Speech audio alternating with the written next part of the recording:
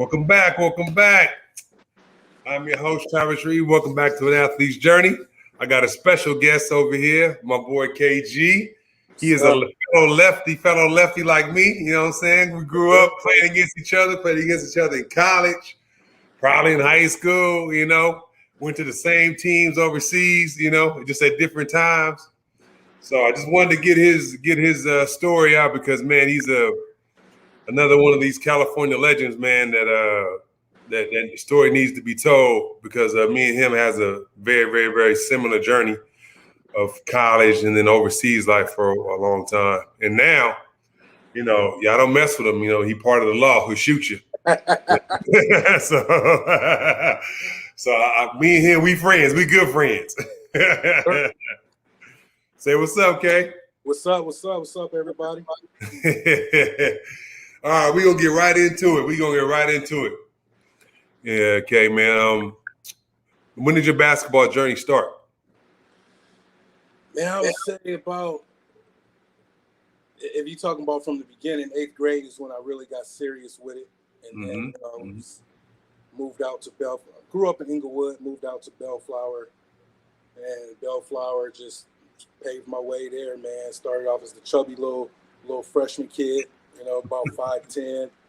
Came back, you know, put in the work that year in the summer. Came back about 6'4", stayed the same weight, got a little more athletic, and from then sky was the limit, man. Started hooping, started getting notoriety and playing against bigger name players like yourself, you know, other people around our age and around the area. You know, you got Jeff, you got, you know, all the Bellflower being a little out, you know, more towards the suburbs, but you're still right there with Compton.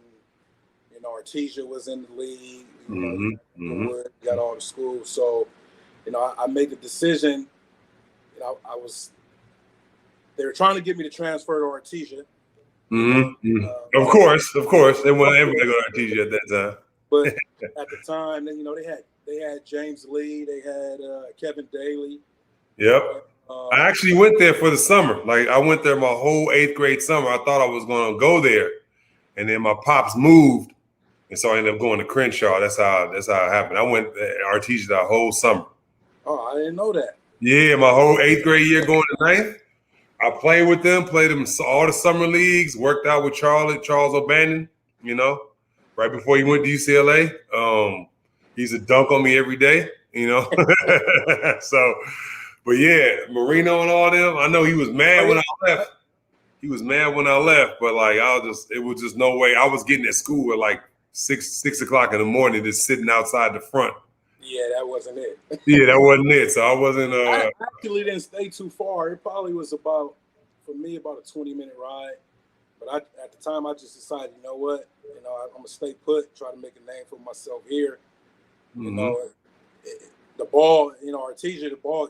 There's too many hands on that ball, right? You go to that Bellflower, I can get a lot of touches. But then we end up, you know, being a cool squad. I think did Flowers play with you at UCLA, Jason? No, he was after me. He came after me. We did all right. I was at UCLA for the 2 years, and I left and went to State, Long Beach State. The tough part for us was being in Division II, though, because at that time, when all the schools, in my opinion, the best schools was in Division II. I think Crenshaw was one. They was Division I. Crenshaw, modern day Division I. Yes. All right. So we must have moved. Now, when we played y'all, I don't remember if it was the summer league or if it was in the playoffs and we moved up and got spanked. But you wasn't there at the time. Yeah. Yeah, man. No, I mean, look, Crenshaw was dynasty then, you know. Right. You know, so like from 8th grade to senior year, they won, you know, 5 city, 4 state. Yeah. And the 1 year I left is the year they didn't win, and then the next year they ended up winning it back to back. You know, it was I talked to Kevin Bradley. He was like, "You could have won 4 state and 4 city." You know, but anyway, any other sports that you wanted to play? I dibbled and dabbled in football a little bit, but never really got serious. I think my high school coach kind of nipped that in the bud with my mom. He was like, "Nah, you know what? This is his future. Basketball need to, you just go ahead and put the football to the side, because a lot of people don't know my sophomore year, actually, when I was attempting to play, broke my wrist playing. So I had missed like a little part of basketball, and it kind of happened 2 years in a row. So it was like, cut that out. Right? Was kind of like, nah, you know what? That's it. I got you. And he was picking me up for school every day. So my mom was like, hey, if that's what he think, that's what we rolling with. I respect that, man. I remember I was out playing, and then I got broke up once catching the ball like wide receiver, and broke up at my leg. I was like, oh no, yeah, this is Literally, that was like, I'm gonna do the season. And that's it. Different thing for us tall people, man. Yeah, I was like, oh yeah. Like, forget that, man. Okay, so you're at Bellflower, you're doing your thing. First, you grew from 5'10" to 6'4" in one summer. In one summer, bro. That's crazy, by the way. I know your parents kind of hated you because they had to probably just throw away all your old clothes. Man, my mom's, actually, my freshman year, that summer, actually, when I grew, I actually got a summer job and was doing, because I wanted the certain Jordans and the clothes and everybody. My mom was like, man, you growing too fast. So I actually, from that summer forward, I was pretty much summer job every summer. Okay. Now I got you on that. That actually makes sense. At Bellflower, what was your most memorable moment at Bellflower? Story, playing Artesia. Mm-hmm. They always used to talk mess before, because it was in our league. We knew it was either going to be us or them, right? And so I think it was how it used to be. The JV team used to play away when you were home, right? So I think our JV team was playing at Artesia, and all the Artesia dudes was just talking mad stuff before they came over to play us. It's like, KG ain't gonna do. They used to call me Baby Shaq, so they was like, Baby Shaq ain't gonna do. It's like, Shaq ain't gonna do none of that. And I was like, they came back, gave me word that they said that. I think I put up like 36, 16, and like 7 on them, because they came back blowing up. That was one of my best games. And then when we played against what was it, Harvard Westlake with the Twins? Yeah, Jason and Jan. Yep. Yeah, and I think that's what put me on the map with UCLA, because we actually played them at Pauley Pavilion. Oh, okay. I gave them the business, and that's when Romar started recruiting me. Mm-hmm. That's long story short. That's how I ended up at Pepperdine, because Romar went to Pepperdine. So I was like, then he got Tommy Prince to transfer in, Jelani Gardner, Oma Gibbs. So I was like, man, I'm rolling with you. Right. Yeah, he sent me my first letter when I was like in 8th grade, 9th grade to go to UCLA when he was at UCLA. And then they won the national championship, and then he left to be a head coach, after they won the national championship in 95. And so I was just like, man, Roman, why'd you leave? But, obviously he went to Pepperdine. He was at Pepperdine when you were there. Yeah. Because I remember Romar was there, and then Paul Westhead was there, Yeah. Paul Westphal actually came. Paul Westphal, sorry. He came the year after I left. We actually, when Romar left, we had Jan Van Bredikoff. Came from Vanderbilt, the old Butch Brink, the old Laker coach's son. Okay. Yeah. So we had him, and when he came, we was balling out, because, no knock on Romar, great coach, but we kind of changed the style a little bit, and we was up and down, pressed the whole game, down 20, up 20, we pressing the whole game. And we ended up that year becoming the number 2 team in the country behind Kentucky in defense. And so we was rolling, man. We made it to the tournament. I think we played Indiana in the first round. Mm-hmm. Jay Guyton was leading the country in scoring that year, and my boy Tommy Prince put the handcuffs on him, and I think he had like 3 points that game. We kind of gave it to them with Bobby Knight. And then we went after that. We played Oklahoma State when they had with Desmond Mason. Yeah, I remember. We played them. Losing to them by like 7 or something like that. But that was probably our best run. I remember that year. Like I said, that was my transfer year. I remember y'all went to the tournament. Yeah. I just cool, because we had 4 we had 4 lefties with a right-hand point guard, so it just made everything. I remember the one dude went to the NBA, the 2 guard, the shooter. Brandon Armstrong. Yeah, there we go. Armstrong. I remember that. I was like, oh yeah. So what was the biggest difference, from high school to college, in your opinion? As far as who? Yep. Or just lifestyle, everything. Lifestyle, being on your own, being able to do what you want to do. You balancing class with hoop, and then from a basketball standpoint, just the physicality. Like I was going in, the little kid. Well, not little kid, but I was like 6'6", 6'7", like 190 something pounds. So I had to put on some weight because my opportunity was going to be, at power forward if I was going to start, right? Mm-hmm. Then I ended up getting kind of screwed because the clearinghouse, man. So when I was in high school, I only had took 3 years of English, right? So I ended up taking a course at a JC at Cerritos, right? And so for every one high school unit, it's supposed to be 3, and the third. I mean, for every one college unit, it's supposed to be 3 in the third high school unit. So instead of them giving me 10 high school credits, they gave me 3 credits. So on my transcripts, it made it look like I only had 33 units instead of 40 need, right? So I didn't get cleared by the clearinghouse until we had 6 games left my freshman year. Right? Wow. So I am not finna waste a year for 6 games. And the team was doing shitty too. We were like, I think that year they finished 6-21, bro. And so I was like, "There's no way." So Romar was like, "No, we gonna sit you. We gonna fight to get that year back." And then, that next year, everybody that redshirted, because that's when we had all the transfers, right? We had David Lalazarian, we had Tommy Prince, Oma Gibbs, Jelani Gardner, and then the top 2 players at Pepperdine the year before had actually medical redshirted. So they was out, and then I was out. So everybody that was out, like the next year, it was a whole new starting 5, and the first 2 off the bench was like everybody that redshirted. So we came back and we did pretty good for ourselves. I think we made the NIT, and then the next year is when we made the tournament. Right. Okay. Just the difference, just a physicality standpoint, trying to put on weight and still do what I was used to doing. No, definitely, man. I remember every day when I was in high school, I was the guy or whatever. And then like you go to college, everybody was the guy.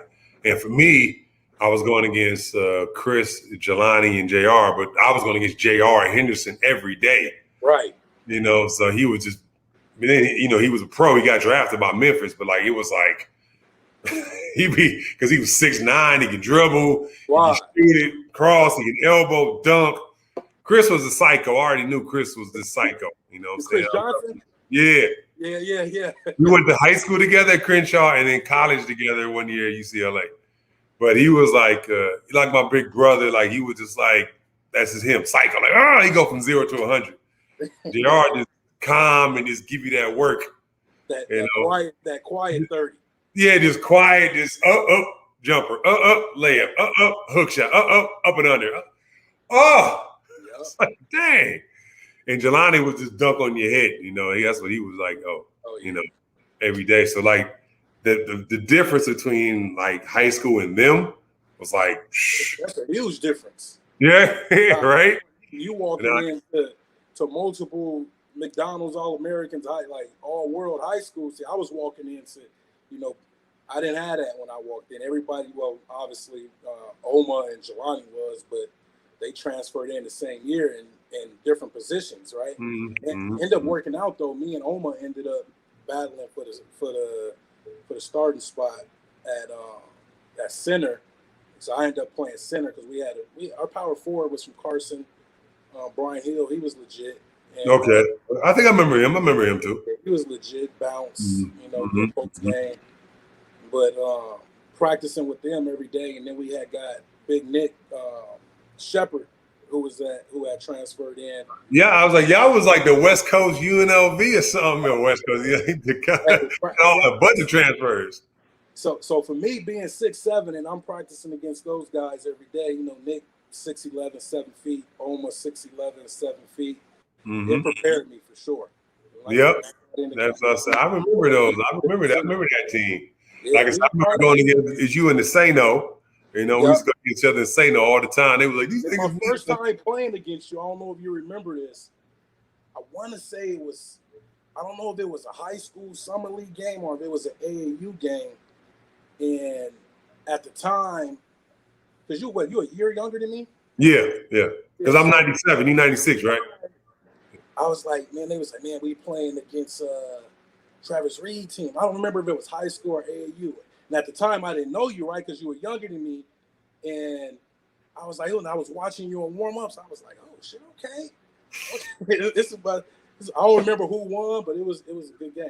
Yeah, no, I remember. I was like, they was like, yeah, look, he was older than me by a year, and they was, oh, that's, you know, Kevin Gibbs. They call him Baby Shaq. That's how I remember this called Baby Shaq. You know, I was like, oh, okay, and he left-handed, so I was like, okay, you know, he different. You know, he different than what everybody else be. You know, so I was like, okay, he got some skill. Left-handed, nice touch around the basket, can shoot a little bit, everything. You know? Similar game. It was a similar. It was like you said, we had a similar game, had a similar path. Yep. So you go to 4 years of Pepperdine, right? Yep. So what's the next thing after that? So I actually met my wife in college at Pepperdine. So I moved up to the Bay Area, started preparing. Actually, I signed with the same agent that Tony Kukoc and all of them had, and like most of the European cats that was in the league had. The American agent from that company was a guy named Herb Berdoy out of Chicago. So they had big expectations, right? You know, they flew me to Chicago, you know, did the whole presentation, the limo. We went here, we went there, and they thought I had a shot, right? So they was like, we're going to get you on this summer team, get you on that summer team. But the word that was coming back was I was a tweener, right? You're not really a four. In college, you was okay to play the four, but when you get to the league, it wasn't. We didn't have the Draymond Green era. You know what I mean? It was like I tell people all the time, if we would have had, we was right now, we'd be in the NBA making millions, bro. Had our opportunity, right? But at that time, I think Malik Rose was like the only cat that was 6'7" playing power forward, right? So it was like we didn't. It was like, all right, he's not a power forward. We didn't really see him play a lot of small forward, so he's not. We don't know if he can guard quick enough to guard small forwards, right? So it was like they was like, nah. So then that's when we started looking at overseas squads and a couple squads that I was offered in the beginning. It was like Lebanon, stuff like that. Well, I was like, man, I'm not going to. Are you crazy? Right? So I was like, man, I'm not going over there. So I ended up signing to like 3 months into the season for overseas, and I ended up going to a squad in Belgium. Right? So I went to I think the team was called Hassel, you know, over in Belgium. Went over there, I had a decent year, and then after Belgium, I went to France. Played in Pro B France that next year, and I destroyed that, man. I think I averaged like 26 and 15. It was MVP of the league, and so at that, and then that's when I started getting all the Pro A looks, right? Tez, where they had the brothers. One of them played for Golden State, Beatrice. Oh, okay, yeah. The oldest one, right? Boris Diaw was on the squad at the time. Okay. He was young before he went to the league. But I didn't end up signing with that team. I signed. So the manager of my team that I played for in Pro B had played for a team, Limoges, who in the history of Europe and EuroLeague was one of the biggest squads at the time. Right? They was just building themselves back up. So I went to that squad, did all right. Then from there, I think I went to Israel Yeah, I think I signed again in France, but then I left and went to Israel. And Israel balled out again. We end up that was the first team that I played for that played in the Europe Cup. Yeah, right? yeah. We talked about that the other day in the Europe Cup. And then we had Maccabi Tel Aviv was in our league, right? I played in Tel Aviv, Hapoel, and Maccabi at the time they had Yeskevicius that was at Maryland, played for Golden State. Had Maceo Basson. They had Anthony Parker. Yeah, Candace Parker, older brother. Me playing the NBA too, though. So yeah, I remember him. I used to watch them, man. You know, because they was like, this dude is real. He was like, they treated him like he was Jordan in Europe, bro. They used to call him, he had billboards everywhere. It was like, I was like, man, who is this dude, right? I was like, is that Jordan, a light-skinned Jordan or something, the way they treating this cat? I think because they won the EuroLeague one year. They won the whole EuroLeague one year. So that's why they was like. But he ended up doing well when he came to the Cavs. He was balling. No, as I said, he averaged about 12 points for Cleveland. He played with LeBron. Yeah. But they was like, I remember they were just talking about like my ex at the time. She coached his sister. Okay. And it was like, oh, they was like, you think he nice? His sister is real. Yeah. Candace Parker, right? And it was like, oh, she's 6'3", she can handle, she can shoot, she can dunk, she can do everything. That was the first when I was playing against him, I heard about her, and I was like, okay, let me check Tennessee, and she was killing. Exactly. So you did. I mean, obviously you were in Maccabi. I mean, not Maccabi, but Hapoel Tel Aviv. I remember they had when I played against them. They had this guy from St. John's. I can't think of his name, like a scorer. Anyway. Hapoel did Tel Aviv or Hapoel Jerusalem?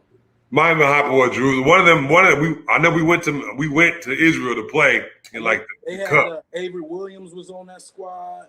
Yeah, I remember. Yeah, it might have been his team. I have to look it up, like because it's in the FIBA Cup. Like if you look it up, we can, I can find it. Talking about Kamani Friend. Yeah, okay, might be his name. I don't remember the name. I don't remember where he played at college, but he was decent. Yeah, they had a squad. We beat them. I was shocked. We beat them. Like it was my last year. It was like 2004, 2005. Because you wasn't there no more. One thing.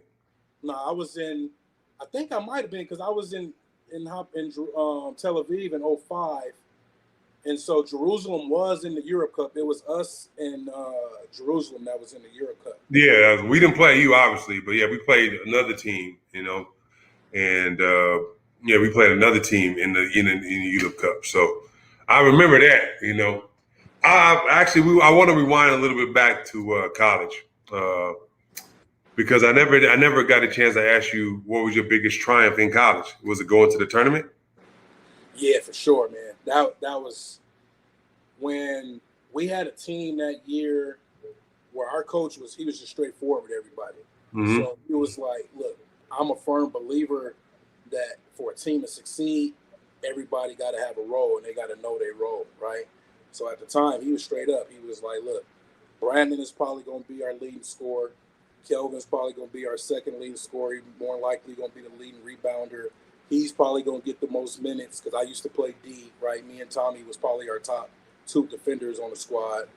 And so we had that everybody knew their role. Nobody tried to do anything out their role, and it worked out, right? We was pressing, and so we went. I think that year we ended up going like 25-9, and I want to say that's the only year because we ended up winning league that year. So we beat Gonzaga that year, and I want to say that probably in my memory the only time that Gonzaga hasn't won league in like the last 20 years.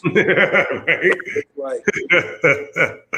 They've been winning league forever. 25 years from what I know, right? And yeah. So, we ended up beating them, and that was the year where they had Casey Calvary, and they had a couple good Italian point guards, and so that's when Gonzaga had really like started becoming the powerhouse, and they were still, and Mark Few actually had just became the head coach.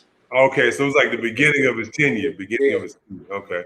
And so then we went to the tournament, and just I think playing against Indiana and seeing Bobby Knight on the other side, on the sideline, tearing his team a new one because we giving them the business.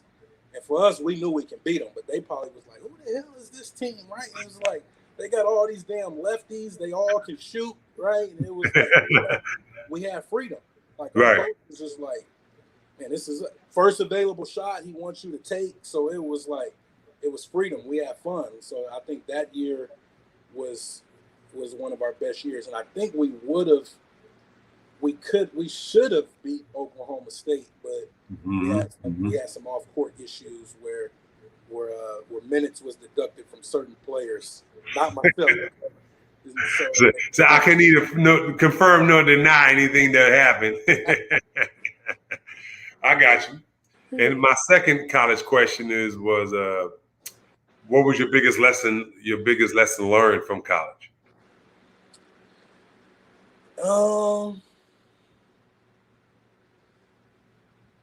Man, I think now looking back on it, I wish I would have put in more time, because in high school we was putting on the time, right? Because I know for myself, if I wouldn't have put in that time and got a scholarship, it was no way that I was going to college, right? I would have probably ended up, even though I had the grades and all that and had the schedule, I would have ended up at a JUCO and had to. Not saying that that's not a route that people. No, I understand. But that's the route that I would have had to take, and I think if I would have put in the same work and effort that I put in high school when I was at Pepperdine, and learned how to manage it better with class and all that stuff, then I think my opportunity, I could have tried to switch to a permanent, like, small forward position, and probably had a better opportunity to try to make it to the league. So I think that's the biggest thing. Not saying I wasn't putting in the work, I was, but if I would have had that, dude, you 6'7", there's no way you're going to play in the league at the power forward position. And went to my coaches early, and them seeing me putting in the work to change to a guard position or a small forward, then I think things could have been a little different. No, definitely. I feel the same way. I think, like, I would have went to I can tell you honestly, like, in my house, like, I was either going to college or the military. Right. So it was just no way in heck I was going to go to. There was no way in hell I was going to go to the military. Right. My pops is a military kid too, aren't you? Wasn't your pops? Yeah. My father was in the military. He was in the Air Force. Yeah. So, like, he got out when I was 8. He was in the Air Force for 8 years. And only reason he got out was because of me, But he told me, like, and I remember I was 10. He was like, look, you either gonna go to college or you go in the military when you turn 18. Right. But you ain't gonna be in my house. So I was like, okay, well, college it is, because I ain't trying to go to the military. You know what I'm saying? So, the funny thing was, like, Air Force recruited me. And my dad was like, well, you get a good education. I'm like, right. Paid for everything. Yeah, you get to go straight for the military or something. Nah, Dad. Nah. We're gonna go this route. We're gonna go basketball. So, all right. So you was after, and then let's fast forward. Let's go back to you were in Israel. After you finished Israel, what was the next place? So I ended up that year. I ended up being co-MVP with Yeskavich's, however you want to say his name. I remember Yeskavich. I remember him. And then so after Israel, I had a cat, Clarence Gilbert, who had played at Mizzou, played with me. Shooting guard, I remember. Yeah. He was with Kareem Rush when they beat UCLA. Exactly, yep. Yeah. That squad shooter, can shoot the lights out too. Yep. That he played with me the second half of the season in Israel. So I went to Turkey. I told the team was on me. They, like, really wanted me. So I was like, hey, the only way I'm coming is if you sign my boy. So we ended up going to Turkey together that next year, balled out. We played for a team that was at the time just coming up. I think they're doing pretty well in Turkey now, but back then it was like Fenerbahce, Uka, like those were the teams. EuroLeague teams, yeah, EuroLeague teams, and so we used to ball out, beat those teams. I actually had a good deal in our contract that they had messed up on because we used to get bonuses for like your PA, like your PR, or the amount of points you get, rebounds you get. So man, we was getting bonus money and losing games. they tried to come back later and was like, "Nah, you got to win to get." Man, my contract don't say that. It's like we ain't out here trying to lose. Obviously, we trying to win, but my contract say this, and this. If I get 20, I get an extra 1,000, 10,000, whatever. We out there pretty much living off of bonuses because of the error that they made in that contract, man. Oh, okay, okay. And then when I left Turkey, I think is when I got my best contract. I went to Russia, to Samara.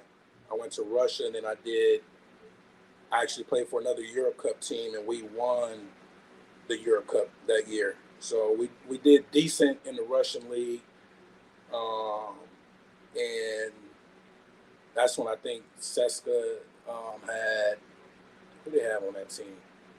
J.R. Holden, forgot who they had on that team, but they had a bunch of European cats that ended up going to the league.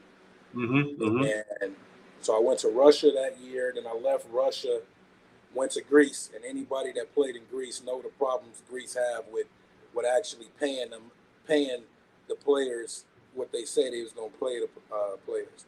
I was fortunate enough to, because I knew that, and my agent knew that, he was like, all right, look, if he come over there, y'all got to pay him like 3 months in advance.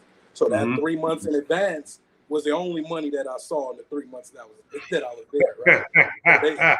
It wasn't supposed to be 3 months in advance and then wait to the fourth month to continue. I was supposed to stay 3 months in advance. So when we got to Christmas, I told my agent, I was like, man, I'm not going back, because the other Americans that were on my team at the time, they were 3 months behind, but they didn't have they didn't get the 3 month advance, so they was 3 months behind. They were 3 months behind? 3 months behind. I told them they was crazy. I said, Christmas get here and I don't have that fourth check, I holler at y'all, man. All right, so I went home. I took all my stuff home for Christmas break. First of all, they tried not to give us a Christmas break. I was like, y'all crazy. I'm out of here. So when I got home, I had took all my stuff, pretty much knowing that I wasn't. So I was hitting the other man, hey, did y'all get paid? Did y'all got paid? They was like, nope. I was like, man. So I hit my agent up, and he was like, yeah, technically that's a breach, the contract. So I was home for like 10 days, and then I ended up going back to Russia to a different team. And that was cool because I ended up playing with one of my college teammates, Jelani Gardner. Right? That's crazy. Never happens. It rarely happens. Really. It made it a lot easier because the city we was in, as you know, playing in the Ukraine, you know, and you go outside, you got 2 pair of sweats, jeans, hoodie, right? You still cold, clothes dirty because the ground is always wet and dirty from snow. And it was like, so I ended up going there, man, and it was the saving grace was obviously having him there. So it was like you having one of your brothers there with you, you know what I mean? And then from Russia, from that, I went to Germany. Germany, that was my last year. We had I remember Lewisburg. Yep, Lewisburg. I was supposed to sign there. Yeah. But I got injured. I know Germany is the only country, well, at the time, I don't know about now because I don't follow it, but was the only country you can pretty much have as many Americans as you want. Yeah. Right. Holland too. Like that Germany, Holland area. Okay. Yeah. You can have a team. I played in Holland. It was like a JC team. It was 6-7 Americans on the team. Yeah. That's how it was. Even the German dudes we have were pretty much like German Americans. Like they pretty much, one of them he lived in Germany all his life, but his dad was American, and the other one was an American that had been in Germany so long he got dual citizenship. So our team was pretty much all even, and our coach was American too. Okay, see, yeah, there you go. I mean, we played Lewisburg in the ULIP Cup that year before. And I was, like I said, I was going to sign with him, but I got injured. And in summer, playing in summer, trying to get back in shape. And I got kicked in my stretch fracture leg, and popped, and then it almost cracked my shin all the way down to, like all the way through. But it cracked it all the way down to the very end. And there's nothing like, ain't no surgery because I already had a plate over it. So I just had to literally just wait till all the bone heal in my leg. Man, so you was out for a minute. I was out for a year. I tried to go back to Holland. Yeah, I was over there. I was trying to go back to Holland for a year. And they was like, your bone ain't healed. So they gave me some money and then they sent me back home. Yeah, I was about to say, were you able to bounce back from that? That sound like the next year I missed the whole season. And that's when I met I knew my son's mom. She got pregnant. And that's how my son. And then I went to Romania the next year, the following year, all the way back in August. So they let me get in shape. They cut my contract, which is crazy. Like I had a contract for this amount of money. They cut it and made me sign a 2-year deal. And then they ended up releasing me. And I was like, thank you. Shit. Right. Get me out of here. So I literally went from Romania to Estonia and then, balled for the rest of the year. You balled out there. Yeah, Estonia was my spot. You know what I'm saying? Yeah. Estonia was cool. I played over there and then came home and then waited till I went to Finland. And then the coach got fired or something. I forgot. And then they released me from Finland. And I came home, chilled, and went to Australia. You played out in Australia too Yeah, Australia was cool, man. I was in the Queensland League. It was cool. Like for the summer, came back and went to Germany. Yeah. Pro B. And played in Germany for 1 year. And what year was you in Germany? I want to say 2011, 12. So the year, because I stopped in 2010. Oh yeah, it was like a year after. Yeah, I think I remember you went there the year after I left. Yeah, because I was like, by then, like the money was starting to get funny, right? And I was just like, dude, I don't want to do this. Like the money ain't worth the money, And then I went to Australia back one more year, like one more season, and after that, it was just it was through. Yeah, for me, man, it became hard because during that stint, so I had my first child, my oldest daughter, pretty much like before I went to Belgium. So it was like I was leaving when a few months after she was born, and that was difficult, man. It was already leaving my wife, and now I'm leaving my my daughter, and then I had my second daughter, and then what was it for me was when my son was born. I think that's when I was in Germany. I went to Germany, and then at that time I was like, look, man, it's like it was already tough on my wife, with the girls, and now she got the girls and my son, and then you want to be home. Obviously, you want to be home, helping raise all your kids, but it's like now you got a boy. He definitely needs his father, right? So it was like at the time it wasn't like my family could come over there because now my oldest daughter is starting grade school, right? So it was like she wasn't going to be in school over there. So it was like, that's when I was like, you know what? I actually had a contract to go back to Turkey. And ended up, I think I was about to go to Beşiktaş and ended up calling the team, man. I felt bad, but I called the team like the day before I was supposed to fly out. It was like, man, I ain't gonna make it, man. At least I didn't just not show up, right? At least right. I was like, nah, but they didn't. It wasn't like they gave me no upfront money and I had to give it back. But it was like, so that was what ended for me, man. I got you because the funny thing. You did 10 years exactly together, like just in finishing in different years. It's always like that, like I always feel like You never know when it's time. You just kind of know when you know. Right. And then it was like at that point, because now you're starting to get homesick, right? You're missing your family, you're missing your wife, you're missing your kids, and so at that point, I was like, my love started slipping for the game, started slipping, right? Because it's like, man, I don't want to be here, man. It was like, I remember my second year in Russia, it was like, I think I left, like, because the team had already wanted to sign me to come back. We was already at the end of the season, but we wasn't going to make the playoffs. We weren't going to make the playoffs. So what the coach started doing, the coach on my Russian team actually played on the USSR team that actually I'm gonna do this, won gold against the US back in the day when they had Sabonis and all that. Yeah, of course. The ones, the silver medals that the US never, Yeah. on that team. So it was a good dude, and they wanted to sign me to come back, but because we wasn't making the playoffs, he was like, all right, look, I'm going to give you, and at the time I had Omar Cook on my team. Yeah. He was like, I'm going to give y'all the opportunity to go, if you want to go to another team for playoffs, because I'm going to play the young guys, right? And I was like, oh, shit, I'm going to go home. Because I was homesick, or I was like, I'm not going to go to another place, even though it would have been more money, and extend my season 2-3 more months, right? I was like, oh, I'm out. And so, but he didn't want me to go home. It was either go to another team or stay there, right? So I was like, man, I'm watching the young guys play, and I was just like, you know what, man, I'm out. I just bounced on my own, bought my own ticket.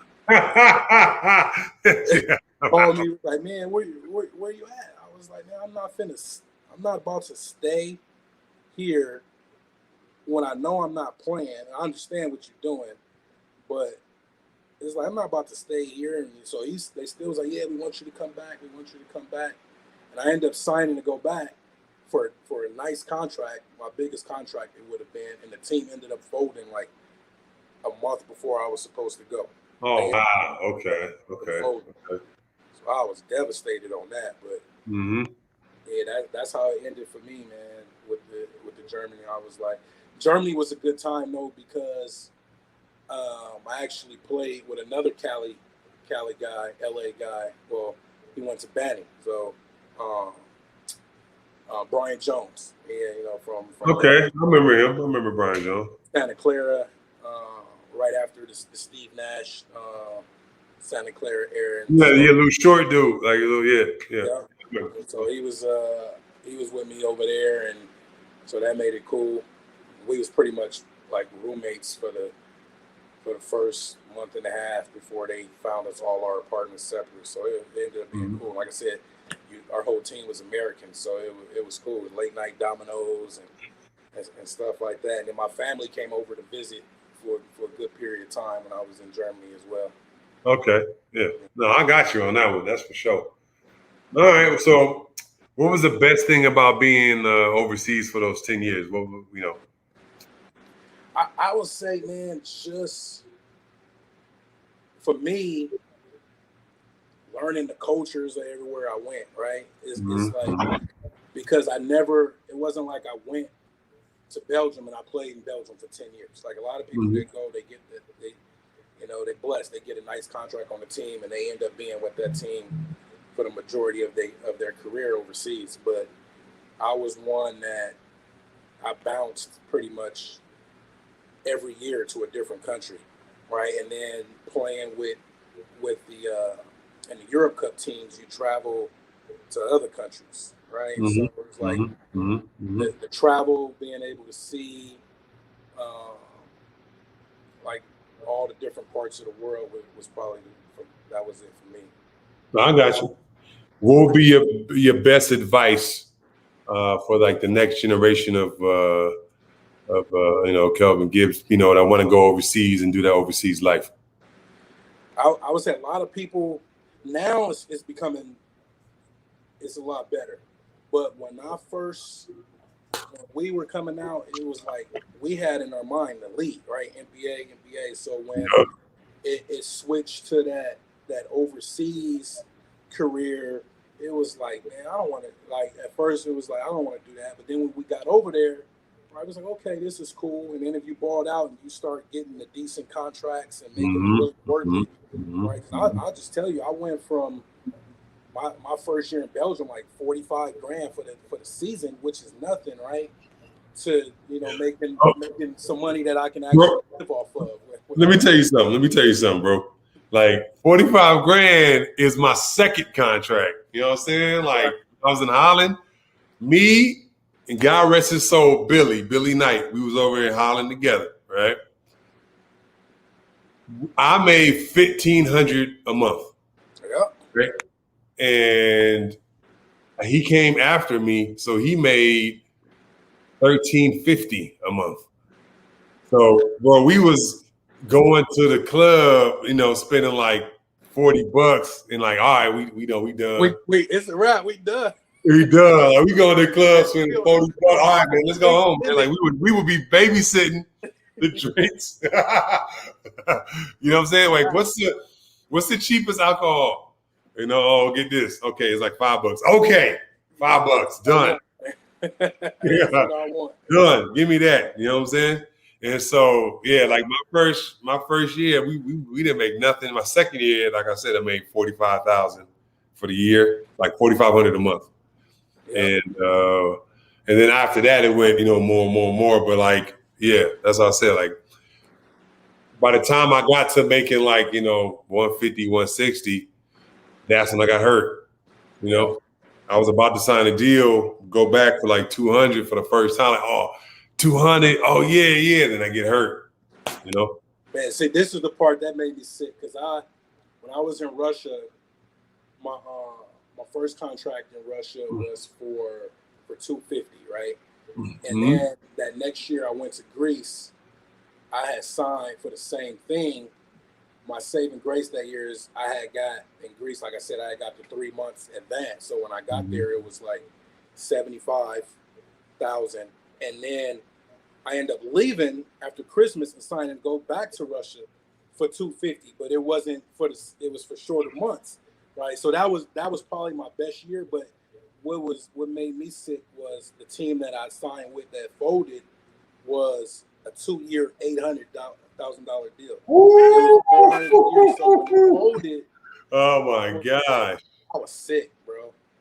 Hey, look, man. At that point is when, obviously, with missing the family was what made me, because when you go from about to get that and then you go to Germany for 150, you like, well, shit, 400 a year. Well, that's a 200. You think, even though it's not a pay cut because you never seen that money, right? Yeah. But you just thinking about the money you would have made. I'm looking at it as a yeah. So I was like, but Ludwigsburg, it was the same deal. Right. It was the same. It was like I wasn't 2 years, like 170. Right. It was 170, and then like 175 the next year with Ludwigsburg, 2 years. Then I got injured. And then I was like, oh yeah, Kelvin Gibbs. I was like, yeah, they get the exact same dude as me. Yeah. You know what I'm saying? So, okay. So you do your 10 years, you retire, because you're just like, man, the money, yeah. So what was the next thing? Well, how was your transition? So the first 2 years of me, so remember I had a contract to go back to Turkey that I ended up calling and say, nah, it's a wrap. So I went from that, and my wife's dad was in law enforcement, right? So he was a police officer. And when I used to come home from working overseas, they got a nice gym, like weightlifting and stuff like that. So what I would do is every summer I came home, I used to go ball at the Y out here. But when I say at the Y, it was against all college people. So we had Javon Harris that used to be at USF. We had Monty, who used to be at Oregon State. Myself, and then there was a couple overseas cats. Drew used to come. Gooden came a couple times. Because where I lived in Richmond, they played for El Cerrito High, right? And so they all stuck together. And El Cerrito and Richmond is like the same city, basically. Right. Like LA and Inglewood, it's like intertwined, right? Right. We used to go hoop. What I would do is like I would get my little 5-mile jog in. I would run to the police station, like Pops drive my car to the police station so I would run there and I would lift. They allowed me to lift in their gym, right? So I would get my workouts at the police station and I would drive back. And then I had met a lot of the officers there, through my Pops. And so they used to be like, man, so my department, it's a lot of ex-college athletes at my department. Mm-hmm. Mm-hmm. And it was like, yeah, you should, think about giving law enforcement. And then, so my Pops was like putting it in my ear as well. And then, so when I decided not to go back to Turkey, that's what I went into. So I retired pretty much 2010. For like 6 months, we was just living off of straight savings, right? And then after that, I applied, got the job, went to the academy, and since the end of 2010, I've been a police officer, man. That's just crazy, man. That's a heck of a transition, go from baller to cop. You know what I'm saying? It's funny though, because as a kid growing up, the two professions that I wanted to do was basketball or police officer. So I tell people all the time, I'm fortunate enough that I was able to do both. Obviously, my goal for hoop was the NBA. Mm-hmm. Mm-hmm. Had a 9-10 year career overseas. That and that's still a success. And then transition into something else that I wanted to do. So I was fortunate for that. That is fortunate, man. And this will be your last question. At one point, in everybody's career, they get hit a low point, a low. When you're overseas or whatever. What kept you going, and what was the thing that kind of kept you up?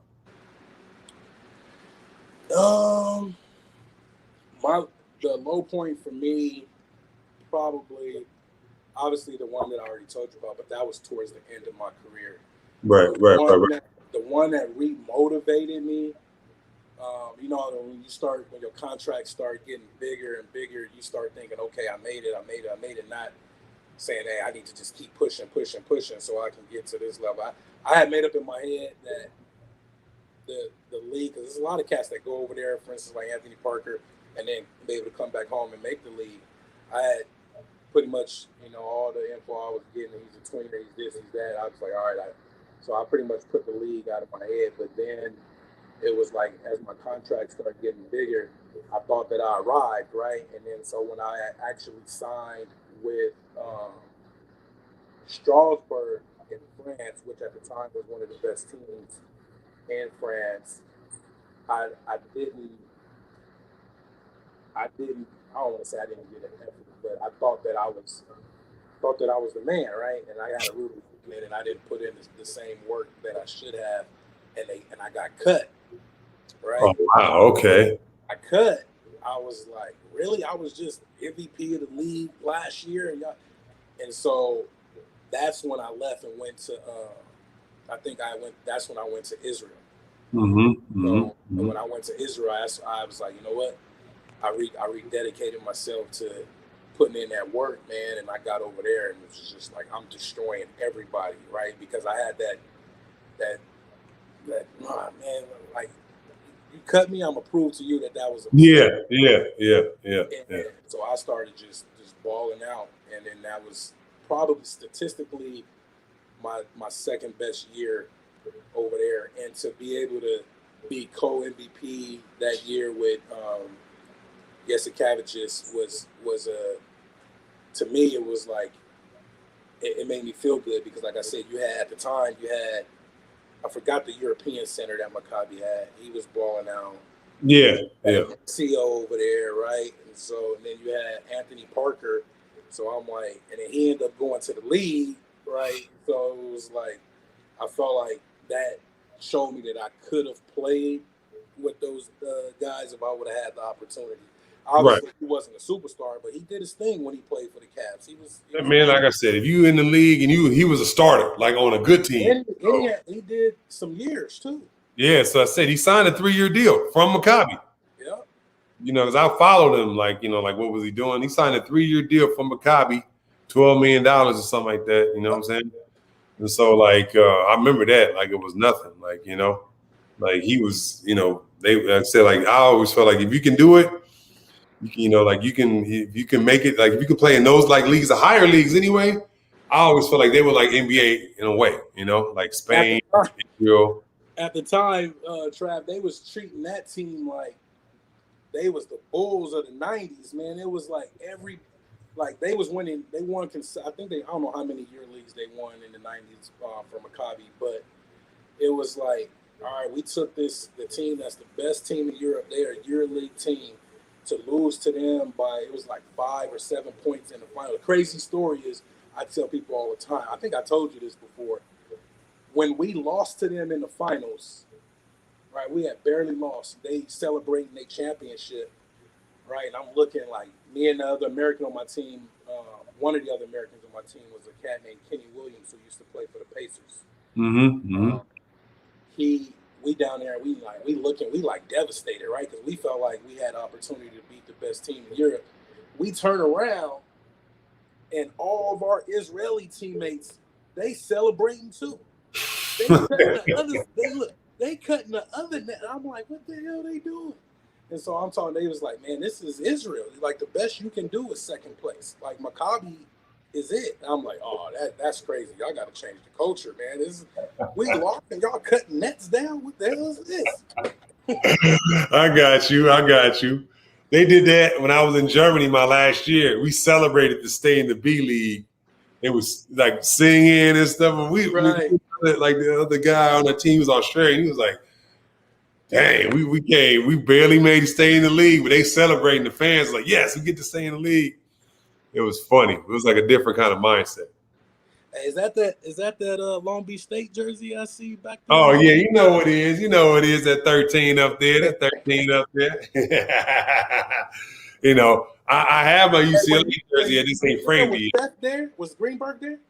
Nah, it was Wayne Morgan. It was right after Greenberg. Wayne Morgan was there. Like I said, he was there for like 6 years or something like that. Like my year was his last year. My senior year was his last year. They kind of didn't renew his contract, but that's like a whole nother story with that. Yeah, man, I almost ended up there, man. Did you play with Artis Curtis from my high school? Nah, who was there with me? Rock Lloyd was there with me. Oh yeah, I remember. Ron Johnson. Yeah. Rudy, we had a bunch of transfers, you know what I'm saying? Like we would transfer you for a minute. Everybody except for Ron was the only guy that went there 4 years. Everybody else was. He considered my freshman year going there. Seth left coach, right? So he went to Virginia Tech. Yeah, just left, right? So he was me and Jeff. We had actually played in. I forgot what was the camp that we played in at Long Beach State. And Jeff Trepanier. Yeah, I know. We were actually considering it so we could play together. And I forgot the other cat on our team. I can't remember his name, but we used to call him Baby Toby. He went to Gardena. I know you're talking about. I can't think of his name. No. Yeah, Bounce. Yeah, I know you're talking about. I can't think of his. I'm not good. I'm terrible with names. Toby Bailey. Like Toby Bailey. No, right? But no, man. Well, like I said, thank you so much, KG, man. I appreciate it, brother, for taking your time out. I know you're a busy man. For coming on the show. Like I said, I know you got to get to your practice. So just want to say thank you so much, bro. We appreciate it. We're going to bring you on again and maybe talk some more ball. You know what I'm saying? Talk some more overseas basketball. We got to get more people like yourself on it. For sure. I appreciate you, bro. All right, bro. I appreciate it. Like I said, thank you for watching the show. We appreciate it. We'll be out. See you next